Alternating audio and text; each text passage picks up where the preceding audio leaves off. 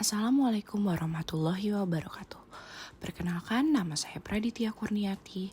Kali ini saya akan menjelaskan analisa kasus gangguan makan dari sisi psikologi abnormal.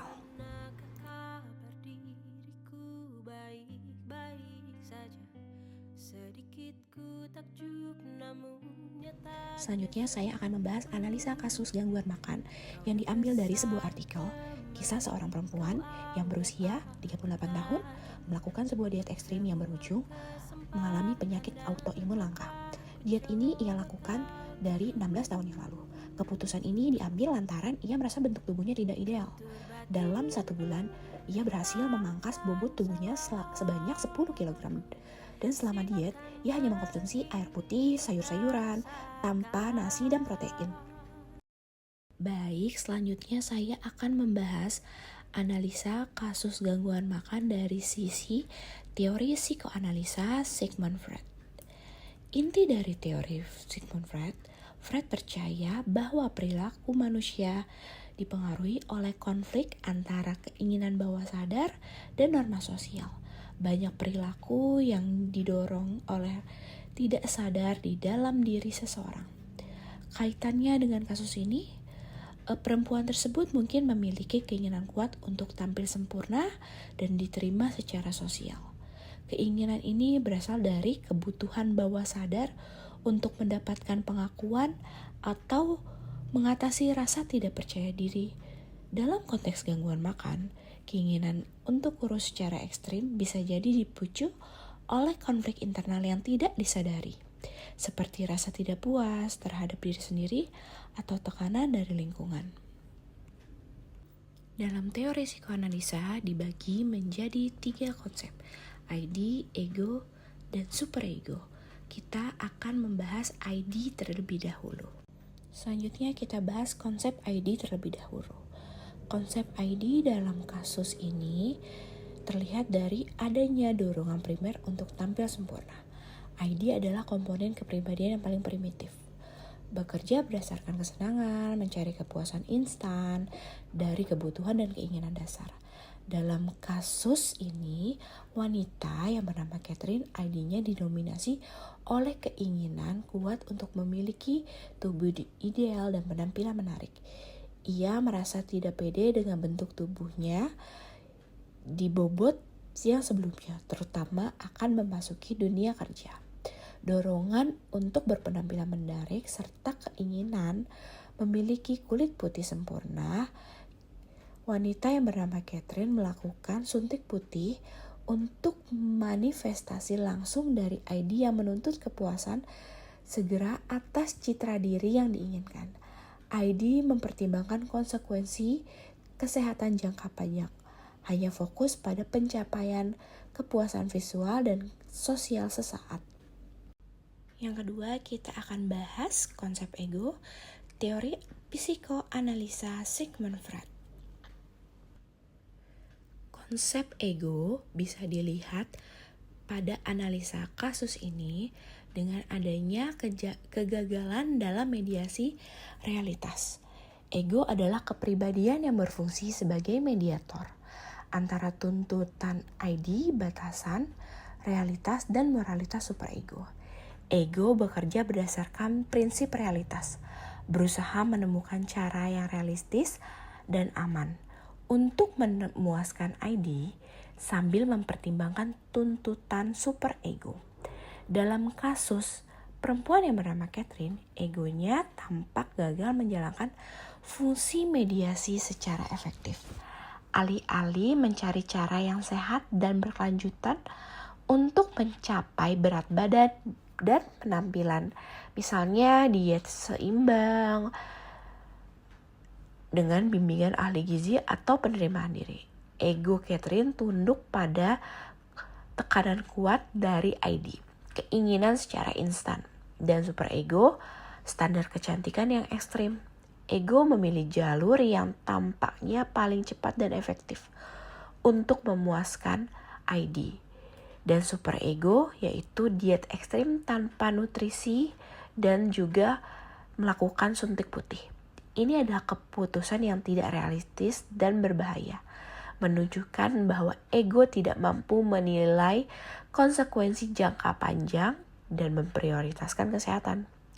Ego terlalu fokus pada penyelesaian konflik internal dengan cara yang tidak sehat, mengabaikan sinyal bahaya dari tubuh, dan pengetahuan medis.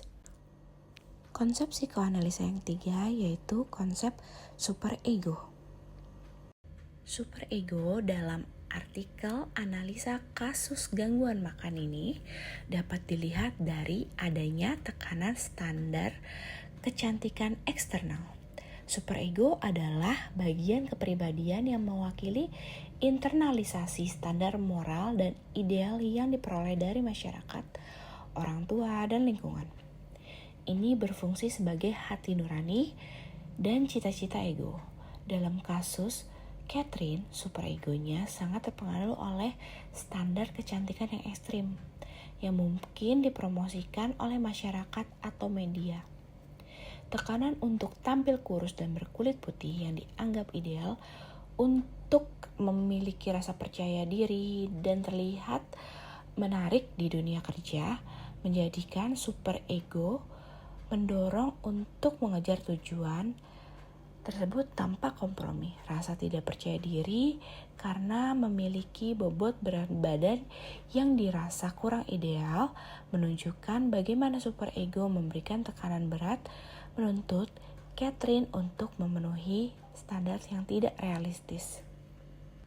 Dari kasus analisa gangguan makan dengan pendekatan teori psikoanalisa Sigmund Freud dengan konsep ID, ego, dan superego dapat diringkas sebagai berikut. Singkatnya, kasus Catherine menunjukkan dominasi ID yang mendambakan kepuasan instan atas citra tubuh ideal dan kulit putih yang diperkuat oleh superego yang menginternalisasi standar kecantikan ekstrim dari masyarakat. Ego Catherine gagal menjalankan tugas mediasi yang efektif, memilih metode yang cepat dan berbahaya, diet ekstrim dan suntik putih untuk memenuhi tuntutan ID dan superego. Alih-alih mempertimbangkan realitas, kesehatan, dan risiko jangka panjang, ini berujung konsekuensi yang tragis berupa penyakit autoimun skleroderma, menyoroti pentingnya ego yang kuat dalam menyeimbangkan keinginan internal dan tuntutan eksternal dengan realitas yang sehat. Pendekatan teori psikoanalisa Sigmund Freud untuk analisa kasus gangguan makan dari artikel ini juga mempunyai kelebihan untuk dipakai dalam analisa kasus ini. Yang pertama, kelebihannya membantu memahami motivasi terdalam dan konflik internal yang menyebabkan perilaku ekstrim. Yang kedua, menunjukkan pentingnya pengalaman masa lalu dan ketidakpuasan diri. Untuk kasus analisa gangguan makan, dengan pendekatan teori psikoanalisa Sigmund Freud mempunyai kekurangan, yaitu sulit dibuktikan secara ilmiah dan terlalu fokus pada aspek bawah sadar. Yang kedua, tidak memberikan solusi praktis untuk mengatasi gangguan makan. Langsung habis itu terlihat efek? Enggak, itu juga setelah suntik putih 6 bulan kemudian itu baru ada gejala-gejala yang lain. Setelah 6 bulan kemudian ada gejala yang lain. Gejalanya tuh seperti apa sih awalnya? Awalnya yang kehitaman tadi itu jadi putih, putih merah gitu, ruam-ruam di seluruh tubuh. Terus di persendian udah mulai sakit ya. Persendian sakit? Bukan pegel gitu. Pegel-pegel? Terus di muka itu biru-biru gitu, ada kayak pecah pembuluh darah? Iya, tapi kayak lebam-lebam biru. Kayak lebam-lebam. Iya. Itu karena kamu memang ada genetik autoimun. Iya, awalnya memang genetik kata dokter sih. Kata dokter begitu. Tapi terus, kamu sebenarnya nggak tahu kalau kamu autoimun? Nggak tahu. Oke, terus? Karena genetik awalnya, terus di-trigger dengan suntik. Diet dan suntik gitu. Oh, karena jadi ada bibit autoimunnya ada, ke-trigger dengan diet yang terlalu ketat dan olahraga dan turun berat badan dalam waktu drastis dan suntik putih. Jadi itu satu paket. Psikologi kognitif teori Jean Piaget mengenai analisa kasus gangguan makan. Inti dari teori Piaget menekankan bahwa cara berpikir dan memahami dunia berkembang melalui tahapan tertentu. Pengetahuan dan cara berpikir mempengaruhi perilaku seseorang. Kaitannya dengan kasus ini, perempuan ini mungkin kurang memahami bahwa diet ekstrim dan suntik putih karena pengetahuan yang terbatas atau informasi yang salah. Jika dia masih dalam perkembangan kognitif yang belum matang, dia mungkin tidak mampu menilai resiko dari tindakan tersebut secara rasional. Dalam konteks gangguan makan, kurangnya pemahaman tentang bahaya bisa memperkuat perilaku tersebut. Kelebihan teori kognitif Jane Piaget kasus analisa gangguan makan. 1. Menekankan pentingnya edukasi dan pengetahuan dalam mencegah gangguan makan. Kedua, menunjukkan bahwa perubahan pola pikir bisa membantu mengatasi masalah. Kekurangan teori kognitif Jane Piaget, analisa kasus gangguan makan. Yang pertama, tidak semua yang melakukan perilaku berbahaya. Kekurangan pengetahuan bisa jadi karena faktor emosional atau tekanan sosial. Yang kedua, kan kurang perhitungkan aspek emosional motivasi di luar proses berpikir. Psikologi behaviorisme Skinner mengenai analisa kasus gangguan makan. Inti dari teori Skinner ini adalah perilaku dipelajari melalui interaksi dengan lingkungan. Perilaku yang mendapatkan penghargaan akan lebih mungkin diulang, sedangkan yang mendapatkan hukuman akan berkurang. Kaitan dengan kasus ini, perempuan ini mungkin merasa dihargai atau mendapatkan perhatian karena tampil cantik dan kurus, sehingga dia terus melakukan diet ekstrim dan juga melakukan suntik putih. Jika dia pernah mendapatkan pujian atau perhatian saat kurus, hal itu bisa jadi memperkuat perilaku tersebut. Sebaliknya, jika dia merasa tidak percaya diri, itu bisa membuatnya terus melakukan tindakan tersebut. Teori behavior Skinner ini juga mempunyai kelebihan mengenai analisa kasus gangguan makan. Yang pertama, kelebihannya dia menjelaskan bagaimana lingkungan dan pengalaman mempengaruhi perilaku. Yang kedua, memberikan dasar untuk melakukan intervensi dengan mengubah lingkungan dan pola reinforcement.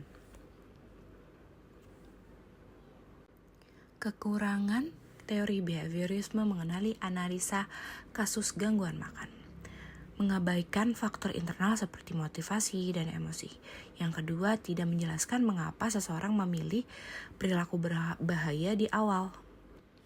Teori psikologi humanisme Abraham Maslow mengenai analisa kasus gangguan makan. Inti dari teori ini, manusia memiliki kebutuhan hierarki, mulai dari dasar hingga pencapaian diri. Ketika kebutuhan ini tidak terpenuhi, bisa muncul perilaku yang tidak sehat.